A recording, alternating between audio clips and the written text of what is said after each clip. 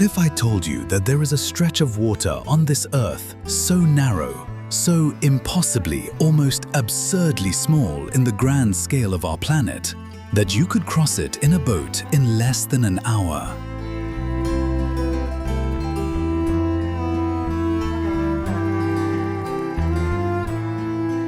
A strip of ocean no wider than the distance between two neighboring cities. And yet, this single narrow corridor holds the entire global economy hostage every single day. What if closing it, even for just 1 week, could send oil prices rocketing past $100 a barrel, trigger inflation across every continent, push developing nations into economic crisis, and send shockwaves through financial markets from New York to Tokyo to London? What would happen to your electricity bill? What would happen to the price of food in your local market? What would happen to the factories, the airlines, the hospitals, the supply chains that keep modern civilization functioning if this one narrow passage of water suddenly went dark?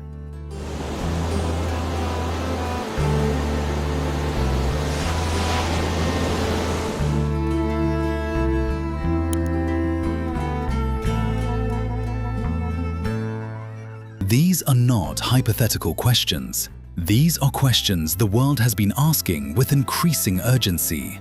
Because beginning on March 4, 2026, Iranian forces declared the Strait of Hormuz closed, threatening and carrying out attacks on ships attempting to transit it, sending Brent crude prices surging and triggering the largest emergency oil reserve release in the history of the International Energy Agency. The Strait of Hormuz, roughly 167 kilometers long, at its narrowest point, barely 33 kilometers wide, and yet it provides the only sea passage from the Persian Gulf to the open ocean, making it one of the world's most strategically important choke points. One waterway, one pressure point, one narrow ribbon of blue water between Iran and Oman, and the entire world holds its breath every time someone so much as raises their voice near it. Today, we are going to find out exactly why and what it means for every single one of us.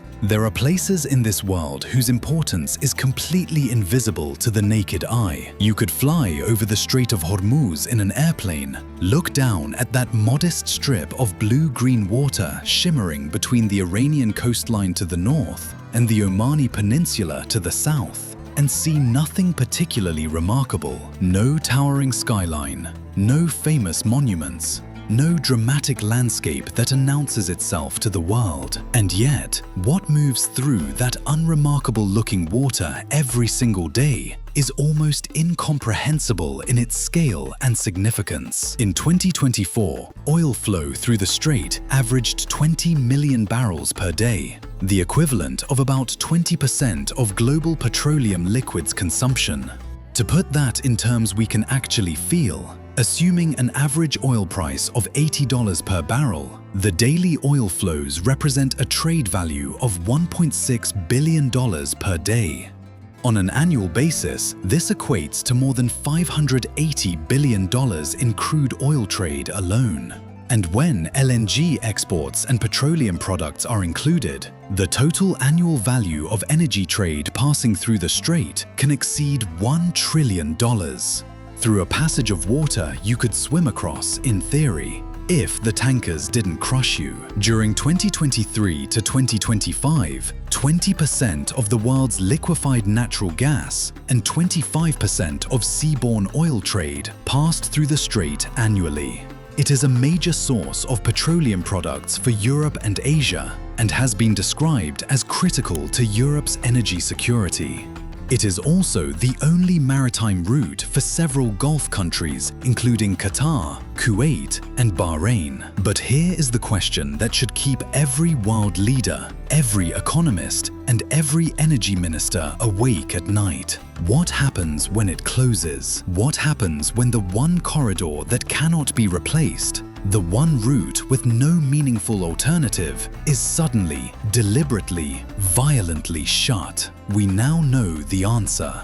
Because in 2026, for the first time in history, It happened, and the world discovered just how fragile the thin thread holding the global economy together really is. The Strait of Hormuz has been fought over, negotiated over, taxed, mined, blockaded, and threatened for thousands of years. And every single empire that has ever risen to power in this part of the world has understood one fundamental truth. Whoever controls this narrow strip of water controls everything that flows through it, and everything that flows through it controls the world. Known in antiquity as Bab as-Salam, meaning the gate of peace, the strait has served for millennia as a maritime hinge connecting the Middle East with the Indian Ocean world. Long before oil was ever discovered beneath the desert sands, this waterway was already priceless. Merchants from Venice, Genoa, Persia, Arabia, India, and China all traded through Hormuz, carrying silk, spices, pearls, horses, and precious metals. And the kingdom that controlled the island derived enormous revenues from the duties it levied on this extraordinary traffic. Then came the Portuguese. Portuguese explorers first reached the Persian Gulf in 1507, and after capturing the small island of Hormuz, they built a fortress and a customs house to collect tolls from every ship passing through the strait. They invented what was essentially a protection racket of oceanic scale, a system of cartazas, granting safe passage to Allied vessels while leaving every uncertified ship vulnerable to seizure or outright destruction. Portugal ran this arrangement for 115 years until the expulsion came in 1622 through one of the more pragmatic diplomatic transactions in history. Shah Abbas I of the Safavid Empire lacked a modern navy. The English East India Company lacked a land route into the Gulf. They traded commercial rights for firepower, and a joint siege finally expelled the Portuguese, opening decades of British influence that eventually created what became the United Arab Emirates in 1971. Then came oil.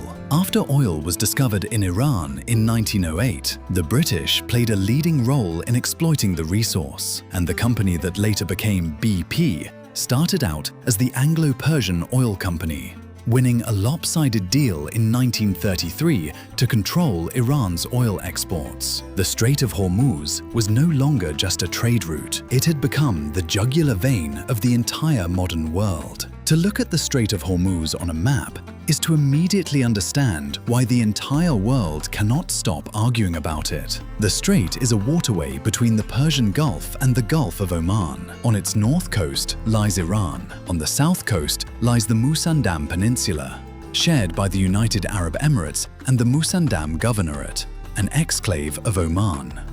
The strait is approximately 167 kilometers long, with a width varying from about 97 kilometers at its widest to just 39 kilometers at its narrowest point. But here is the detail that makes every energy minister on Earth lose sleep. At its narrowest point, the strait is only about 32 kilometers wide, but the designated shipping lanes used by commercial vessels are far narrower still, with 2-mile-wide traffic lanes running in each direction, separated by a thin buffer zone. 2 miles.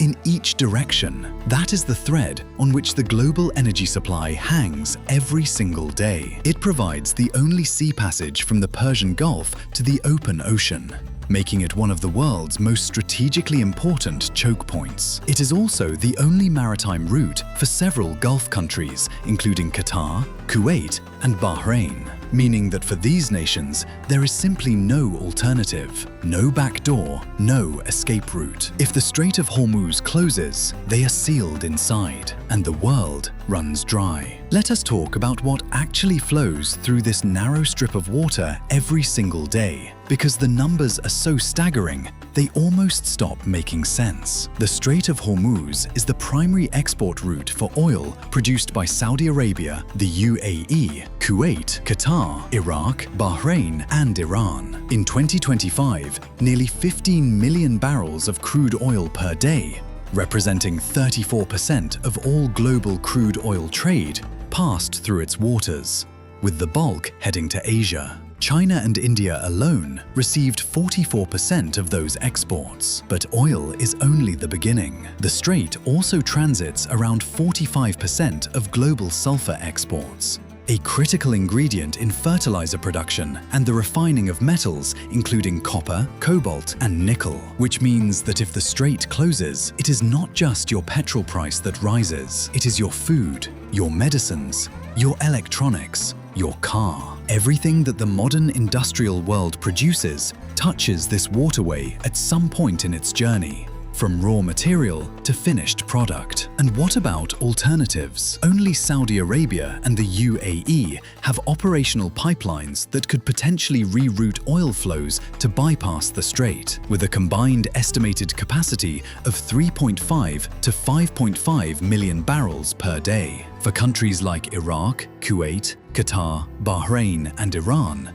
there is simply no alternative route whatsoever. The strait matters not only because of the sheer volume of oil, gas, and fertilizer passing through it daily, but because alternatives are so deeply, dangerously limited.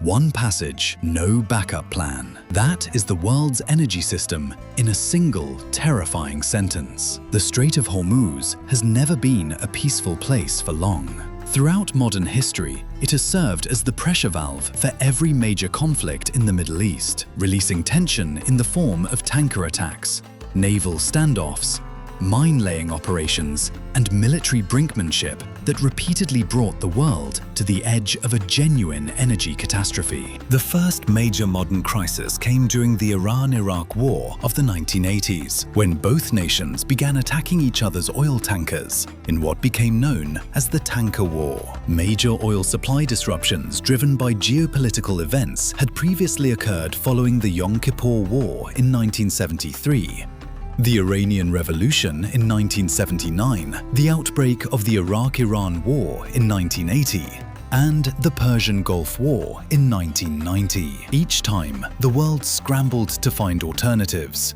released emergency reserves, and breathed a collective sigh of relief when the crisis passed without permanent closure. But the crisis of 2026 was different. Fundamentally, historically, terrifyingly different. On February 28, 2026, the Islamic Revolutionary Guard Corps broadcast a chilling message on VHF radio, ordering every vessel in the vicinity to halt its passage.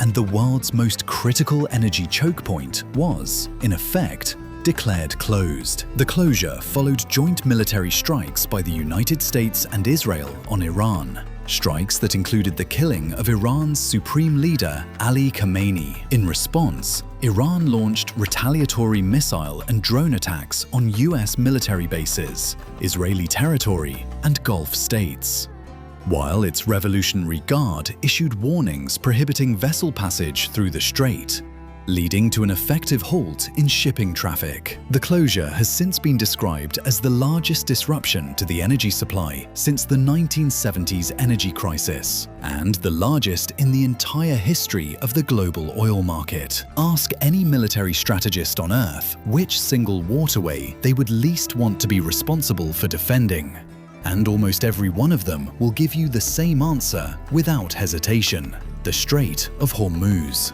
Because the military reality of this narrow passage is not just complicated, it is genuinely, deeply, terrifyingly difficult. Iran holds a significant geographical advantage in the strait, with the ability to range the narrow international shipping channel with small boats equipped with rockets and guns, alongside an array of sophisticated anti-ship cruise missiles launched from its northern coastline. Iran possesses more than 1,000 fast attack craft, specifically designed for swarming larger naval vessels, an estimated stockpile of more than 2,000 naval mines, shore-based anti-ship ballistic missiles with ranges exceeding 700 kilometers, and drone swarms capable of saturating point defense systems. This is not a conventional navy fighting a conventional war.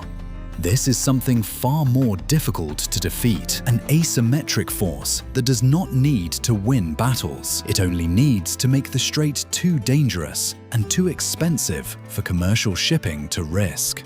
Iran's strategy does not rely on a conventional naval blockade. Instead, it operates something more like an insurance blockade, only needing to strike occasionally and deploy a few mines to make insurance uneconomical for commercial shipping companies, effectively shutting down the strait without firing a single major shot. As the crisis deepened in March 2026, US forces destroyed over 130 Iranian naval vessels and 44 mine layers, and still, the strait remained closed. That single fact tells you everything you need to know about the military challenge this waterway presents. Destroying an enemy's navy is the easy part. Controlling 33 kilometers of water, bristling with mines, missiles, and drones, that is something else entirely. The moment Iran declared the Strait of Hormuz closed in February 2026, the global economy did not wait politely for the situation to resolve.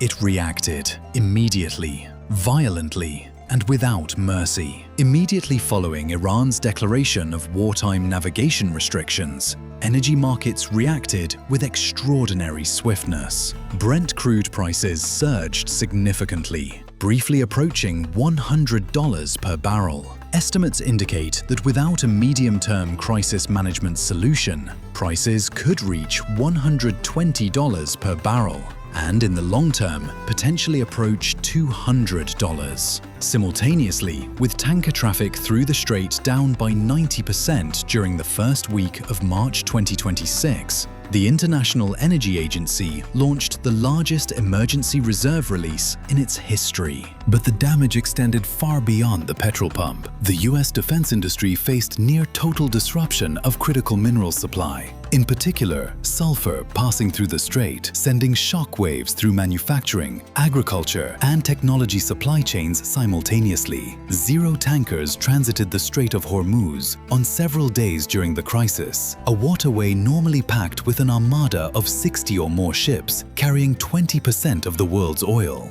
The Gulf became packed with tankers and other ships unable to get out, anchored off the coasts of Iraq and Kuwait, their crews stranded, their cargo going nowhere, the global supply chain grinding to a humiliating halt. Ship insurance rates increased by 4 to 6 times within a single week, and the US government was forced to step in to help insurers under the Terrorism Risk Insurance Act, an extraordinary intervention that underlined just how catastrophically the crisis had spiraled, beyond anything the market could absorb on its own.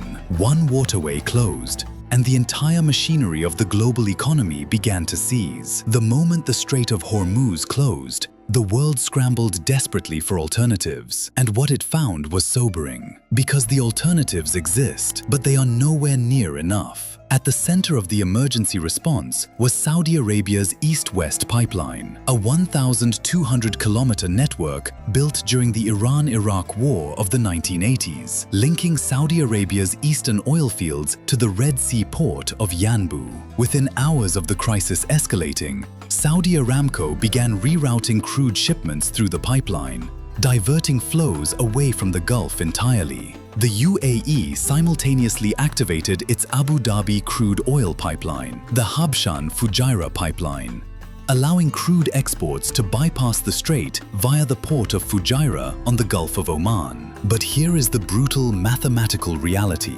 The combined capacity of all 3 available bypass pipelines, Saudi Arabia's East-West pipeline, the UAE's Habshan Fujairah pipeline, and Iraq's Kirkuk-Ceyhan pipeline to Turkey, amounts to roughly 9 million barrels per day. The Strait of Hormuz normally carries 20 million. That leaves an unbridgeable daily shortfall of 11 million barrels. And no pipeline, no truck convoy, and no emergency reserve release can fill that gap.